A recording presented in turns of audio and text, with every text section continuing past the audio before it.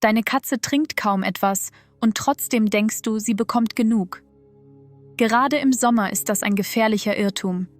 Denn Katzen haben von Natur aus ein schwaches Durstgefühl. Bei Hitze verlieren sie mehr Flüssigkeit, trinken aber selten mehr.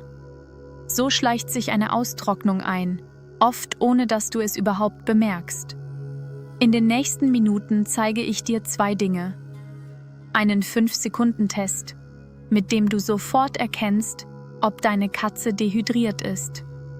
Und die besten Wege, ganz ohne Zwang mehr Flüssigkeit in sie zu bekommen. Fangen wir direkt mit dem Test an, denn er ist Gold wert. Nimm zwischen den Schulterblättern vorsichtig eine kleine Hautfalte und zieh sie ganz leicht nach oben. Bei einer gut versorgten Katze fällt die Haut sofort wieder zurück. Bleibt sie kurz stehen oder gleitet nur langsam zurück, ist das ein deutliches Zeichen für Flüssigkeitsmangel. Dieser Handgriff dauert 5 Sekunden und verrät dir mehr über den Wasserhaushalt deiner Katze als jeder Blick in den Napf. Mach ihn an heißen Tagen ruhig öfter. Ein kleiner Hinweis dazu: Bei sehr alten oder sehr dünnen Katzen kann der Test etwas ungenauer ausfallen. Nimm ihn als schnellen Anhaltspunkt, nicht als endgültige Diagnose. Am aussagekräftigsten ist der Test, wenn du deine Katze kennst. Mach ihn einmal, wenn es ihr gut geht, dann hast du einen Vergleich für den Ernstfall. Warum trinken Katzen überhaupt so wenig? Die Antwort liegt in ihrer Herkunft. Die wilde Vorfahrin unserer Katze stammt aus der Wüste und deckte ihren Flüssigkeitsbedarf fast komplett über die Beute. Bewusst zu trinken liegt ihr deshalb kaum im Blut. Ihr Durstgefühl ist schwach und einen Mangel bemerkt sie oft erst spät. Für ein Wüstentier war das sinnvoll. In unserem warmen Wohnzimmer wird es zum Problem. Dazu kommt, Wohnungskatzen bewegen sich weniger und bekommen oft Trockenfutter. Beides senkt die Flüssigkeitsaufnahme zusätzlich, ganz ohne dass es auffällt. Eine kurze Sache, bevor wir tiefer gehen. Danke, dass du dir das ansiehst, denn dieses Wissen schützt die Gesundheit deiner Katze im Sommer ganz konkret. Bleib dran, gleich kommen die besten Tipps. Neben dem Hauttest gibt es weitere Zeichen, auf die du achten kannst. Wirf zuerst einen Blick auf das Zahnfleisch deiner Katze. Gesundes Zahnfleisch ist rosa und feucht glänzend. Fühlt es sich trocken oder klebrig an oder wirkt es blass, ist das ein Warnsignal für Austrocknung. Auch eingefallene Augen, eine ungewohnte Trägheit und wenig Appetit können dazugehören. Und wenn deine Katze auffällig selten auf die Toilette geht, verarbeitet ihr Körper gerade zu wenig Flüssigkeit. Eine leichte Austrocknung merkt man ihr kaum an.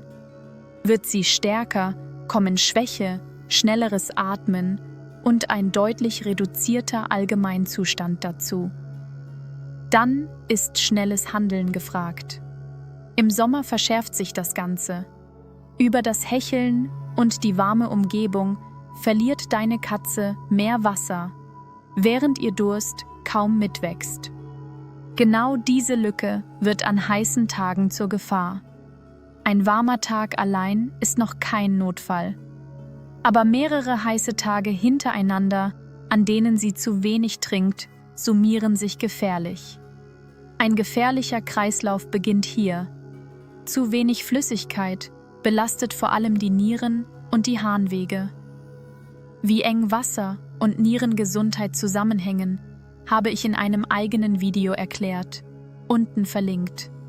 Auch schmerzhafte Harnwegsprobleme und hartnäckige Verstopfung hängen oft mit zu wenig Flüssigkeit zusammen. Trinken ist für deine Katze also weit mehr als nur Durst löschen. Wie viel sollte eine Katze überhaupt aufnehmen? Als grobe Faustregel gelten rund 50 bis 60 Milliliter pro Kilogramm Körpergewicht am Tag. Eine 4 Kilogramm schwere Katze braucht also etwa 200 bis 240 Milliliter täglich. Das klingt viel, verteilt sich aber über den ganzen Tag und über mehrere Quellen. Zähl das im Alltag aber nicht auf den Milliliter genau nach. Viel wichtiger ist, dass du ein Gefühl dafür entwickelst, ob deine Katze insgesamt gut versorgt wirkt. Ein guter Alltagshinweis ist auch der Urin. Sehr kleine, dunkle oder stark riechende Mengen in der Katzentoilette können bedeuten, dass sie zu wenig Flüssigkeit bekommt. Wichtig ist dabei, das ist die gesamte Flüssigkeit, nicht nur das, was sie aus dem Napf trinkt. Ein großer Teil kann und sollte über die Nahrung kommen. Genau da liegt dein wichtigster Hebel. Kommen wir zum wichtigsten Teil. Wie bringst du mehr Flüssigkeit in deine Katze? Und zwar ganz ohne Zwang. Der Trick ist nicht, sie zum Trinken zu überreden, sondern ihr das Trinken so leicht wie möglich zu machen. Der stärkste Hebel ist das Futter. Nassfutter besteht zu etwa 70–80% aus Wasser. Allein damit deckt deine Katze schon einen großen Teil ihres Bedarfs, ganz nebenbei beim Fressen. Wenn deine Katze vor allem Trockenfutter bekommt, nimmt sie darüber fast keine Flüssigkeit auf. Ein höherer Nassfutteranteil ist im Sommer deshalb eine der wirksamsten Stellschrauben überhaupt. Selbst wenn deine Katze bei ihrem Trockenfutter bleiben soll, kannst du eine kleine Portion Nassfutter dazustellen. Jeder Löffel bringt zusätzliche Feuchtigkeit. Achte beim Nassfutter auf eine gute Qualität mit hohem Fleischanteil. Billige Sorten mit viel Getreide sättigen zwar, liefern aber weniger von dem, was deine Katze wirklich braucht. Du kannst sogar noch einen Schritt weiter gehen. Rühre etwas zusätzliches Wasser oder eine ungewürzte, katzengeeignete Brühe unter das Nassfutter. Viele Katzen nehmen das gern an und trinken so, ohne es zu merken. Wenn du von Trockenfutter umstellst, geh langsam vor. Misch anfangs nur etwas Nassfutter unter und steigere den Anteil über einige Tage, damit ihr Magen sich daran gewöhnt. Ein leicht angewärmtes Nassfutter duftet außerdem intensiver. Das regt viele Katzen zum Fressen an und mit dem Futter nehmen sie automatisch mehr Feuchtigkeit auf. Ältere Katzen und Tiere mit Nierenproblemen profitieren von dieser Extrafeuchtigkeit besonders.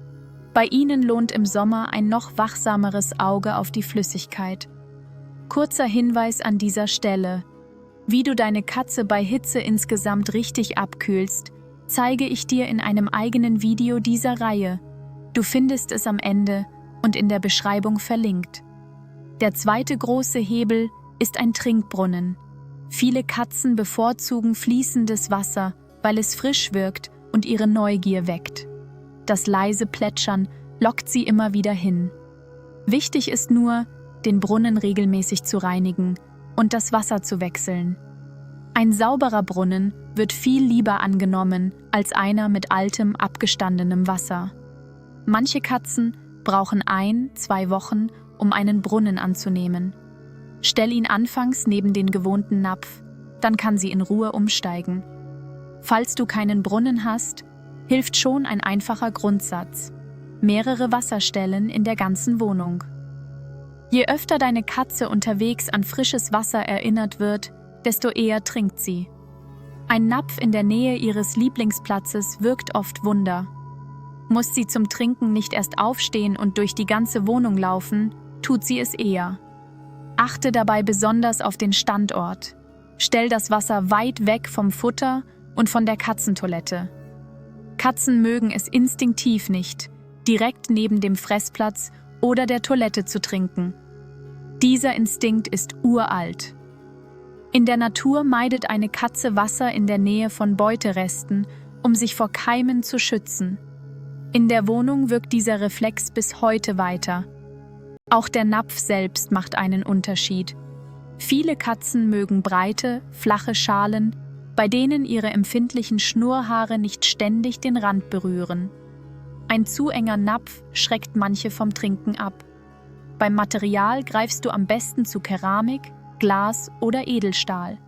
Plastiknäpfe können mit der Zeit einen leichten Eigengeschmack abgeben, den feine Katzennasen ablehnen. Probier ruhig verschiedene Näpfe und Standorte aus und beobachte, was deine Katze bevorzugt. Jede Katze hat da ihre ganz eigenen Vorlieben. Ganz entscheidend im Sommer ist die Frische. Warmes, lange stehendes Wasser lehnen viele Katzen ab. Wechsle es mehrmals täglich, damit es kühl und einladend bleibt. 1-2 Eiswürfel im Napf halten das Wasser kühl und machen es für manche Katzen sogar spannend. Achte nur darauf, dass sie weiterhin problemlos herankommt. Steht der Napf in der Sonne, wandert er besser an einen schattigen Platz. Dort bleibt das Wasser länger kühl und frisch, statt sich aufzuheizen. Manche Katzen lassen sich auch mit einem winzigen Geschmack locken. Ein kleiner Schuss Wasser vom Thunfisch im Napf kann Wunder wirken, aber wirklich nur ab und zu und stark verdünnt. Und jetzt kommt der Sommerbonus: kühle Snacks mit Flüssigkeit. Du kannst etwas Nassfutter oder eine ungewürzte, katzengeeignete Brühe in einer Eiswürfelform einfrieren. Diese kleinen Eisleckereien bringen Abwechslung, Beschäftigung und zusätzliche Flüssigkeit in einem. Gerade an sehr heißen Tagen sind sie eine willkommene Erfrischung. Ein Wort noch zur Milch, weil die Frage oft kommt. Milch ist kein Durstlöscher. Viele Katzen vertragen sie schlecht und sie ersetzt niemals frisches Wasser. Wasser bleibt das einzige echte Getränk für deine Katze. Alles andere ist bestenfalls ein kleiner Anreiz, aber niemals ein Ersatz.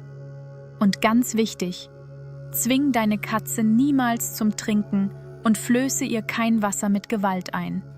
Das erzeugt nur Stress und kann sogar gefährlich werden. Es geht immer um freiwillige, leicht gemachte Aufnahme. Lebst du mit mehreren Katzen, stell lieber ein paar Wasserstellen mehr auf. So muss keine an einer anderen vorbei, nur um zu trinken, und auch schüchterne Tiere kommen sicher an ihr Wasser. Behalte außerdem im Blick, wie viel deine Katze frisst und zur Toilette geht. Verändert sich das plötzlich, ist das oft der erste Hinweis auf ein Flüssigkeitsproblem.